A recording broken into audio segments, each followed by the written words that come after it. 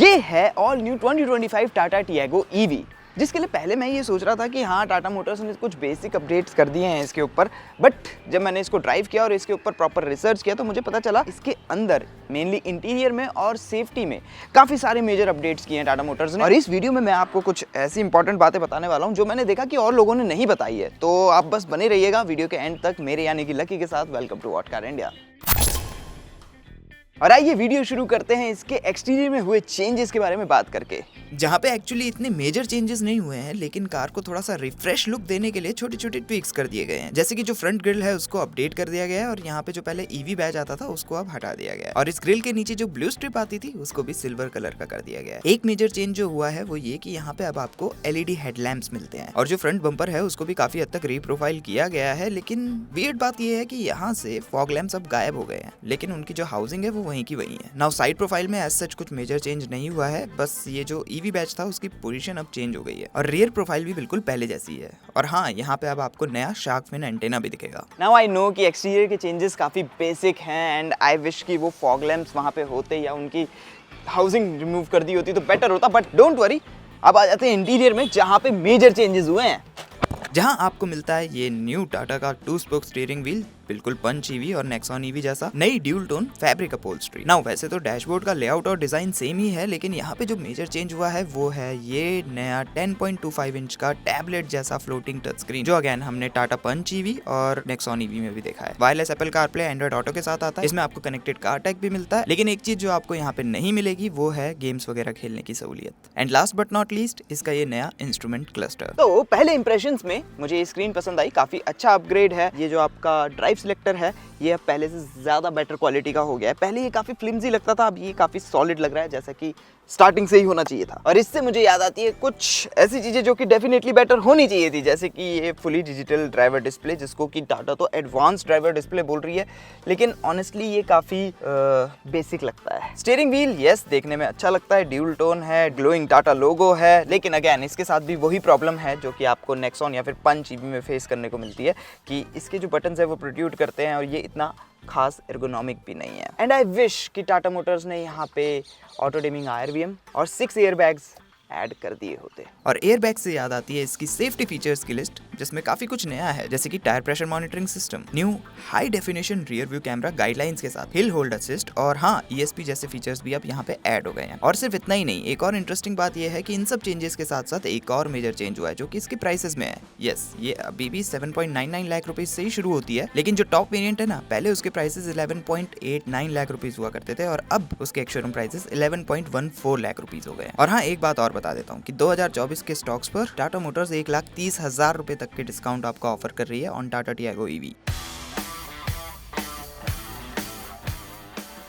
Okay, now driving दी 2025 Tata Tiago EV. तो इसमें आपको दो बैटरी पैक के ऑप्शन मिलते हैं, एक है 19.2 किलोवाट आवर का मीडियम रेंज और दूसरा है 24 किलोवाट आवर का लॉन्ग रेंज वेरिएंट। यहाँ पे नोट करने वाली बात यह है कि लॉन्ग रेंज आपको बेस वेरिएंट में नहीं मिलेगा और मिड रेंज आपको टॉप वेरिएंट में नहीं मिलेगा। और अब डिस्कशन करते हैं इसकी रेंज के बारे में, लेकिन उससे पहले बात करते हैं इसकी चार्जिंग के बारे में, जो कि मेरे ओपिनियन में रेंज से ज़्यादा इंपॉर्टेंट है। तो देखिए, जब हमने इसको चार्ज करने की कोशिश की 60 किलोवाट के DC चार्जर से, तो इसने जो मैक्सिमम इनपुट लिया वो था 17 किलोवाट का, जिसका मतलब इसको 22 से 86% तक चार्ज होने में 56 मिनट लगे, which is not bad actually. Now coming to the range, तो MIDC क्लेम रेंज है 293 किलोमीटर्स की, लेकिन टाटा मोटर्स का कहना है कि 205 किलोमीटर्स तक की ये रियल वर्ल्ड में आपको रेंज दे सकती है। However, हमारे मिक्स्ड कंडीशन रेंज टेस्ट में हमने फाइंड आउट किया कि अगर आप इसको आराम से काम एंड रिलैक्स वे में चला रहे हो, जैसे कि आपको सिटी में ड्राइव करना चाहिए, तो ये आराम से आपको 190 किलोमीटर्स तक की रेंज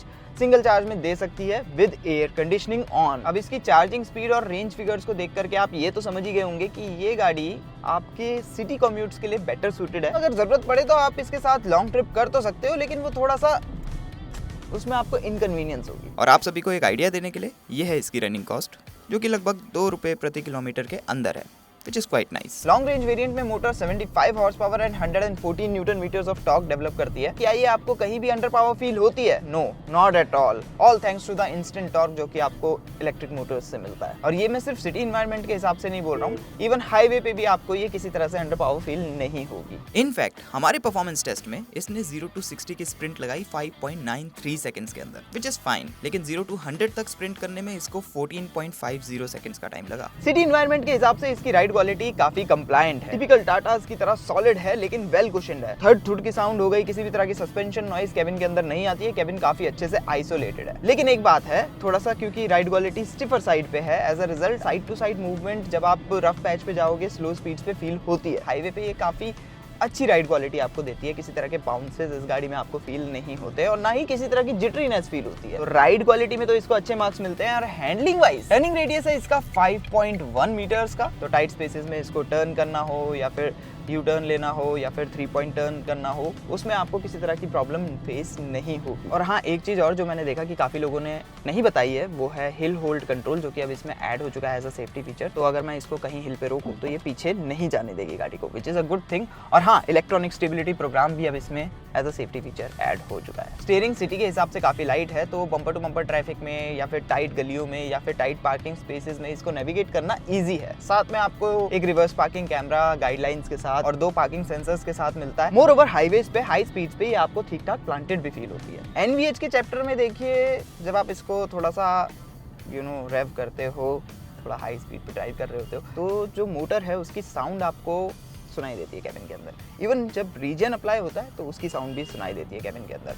बाकी बाहर की एम्बिएंट नॉइज भी इसमें काफ़ी हद तक अंदर आती है। विजिबिलिटी वाइज IRVM से व्यू अच्छा है, ORVM से व्यू अच्छा है। यहाँ पे थोड़ा सा ब्लाइंड स्पॉट क्रिएट होने के चांसेस हैं, अदरवाइज आपको और कोई प्रॉब्लम नहीं होगी। तो विजिबिलिटी में decent. I know next question आएगा कि हैंडलिंग और डायनेमिक्स में ये कैसी है, क्या ये फन टू ड्राइव है? उस केस में अगर आप थोड़ी बहुत उम्मीद रख रहे हो तो आप सेटिस्फाइड रहोगे, डिसअपॉइंट नहीं होगे। लेकिन अगर आप ज़्यादा उम्मीद रख रहे हो तो आई वुड सजेस्ट कि मत रखिएगा। इसमें बेसिकली आपको 2 ड्राइव मोड मिलते हैं, पहला है सिटी और दूसरा है स्पोर्ट। इकोनॉमी मोड इसमें नहीं आता है एंड ऑनेस्टली इसको इकोनॉमी मोड की जरूरत भी नहीं है, क्योंकि जो सिटी ड्राइव मोड है वो काफी हद तक इकोनॉमी मोड जैसा फील होता है। हालांकि रीजन की इसमें आपको टोटल 4 सेटिंग मिलती है, तो आप उसको ऑफ भी कर सकते हो और लेवल 3 तक लेकर के जा सकते हो। लेवल 3 जिसमें मैक्सिमम है। मुझे पर्सनली ऐसा लगा कि सिटी एनवायरनमेंट के हिसाब से लेवल 2 इज फाइन। रीजन से फ्रिक्शनल ब्रेकिंग के बीच का जो ट्रांजिशन है वो थोड़ा और बेटर हो सकता था, और पैडल भी थोड़ा सा स्पॉन्जी टाइप फील होता है। एंड जस्ट इन केस अगर आप क्यूरियस हो तो नो, इसमें आपको किसी तरह का सिंगल पैडल मोड नहीं मिलता है। हाउएवर एक चीज़ जो मुझे इसकी खास पसंद नहीं आई वो है इसकी चाइम्स जो होती है ना, जैसे कि मान लीजिए आपने सीट बेल्ट नहीं लगाई है, या फिर जो इंडिकेटर की साउंड है, या फिर लाइट ऑन छूट गई तो उसको इंडिकेट करने वाली साउंड है, वो बहुत ज़्यादा कानों में चुभती है। और एक चीज़ जो मुझे पसंद आई वो है इसकी ये न्यू फैब्रिक सीट्स। क्योंकि ये फैब्रिक की है तो ये काफ़ी ब्रीदेबल है और जिस तरह से आपके पोस्चर को सपोर्ट करती है वो भी काफ़ी अच्छा है। हाँ जी, तो यही थे सारे के सारे अपडेट्स जो कि आपको 2025 टाटा टियागो ईवी में देखने को मिलेंगे। एक्सटीरियर में थोड़े से बेसिक चेंजेस हुए हैं, इंटीरियर में ये बढ़िया सी टच स्क्रीन आपके लिए ऐड हो गई है, और वैसे तो सेफ्टी में भी काफी इंप्रूवमेंट हुई है, बट आई विश कि इसमें 6 एयरबैग्स आपको मिलते तो बेटर होता। तो कैसी लगी आप लोगों को 2025 Tata Tiago EV? Comment section में बताना मत भूलिएगा। अब यहाँ पे और यहाँ पे क्लिक करके आगे की वीडियोस देखिए। Thanks for watching.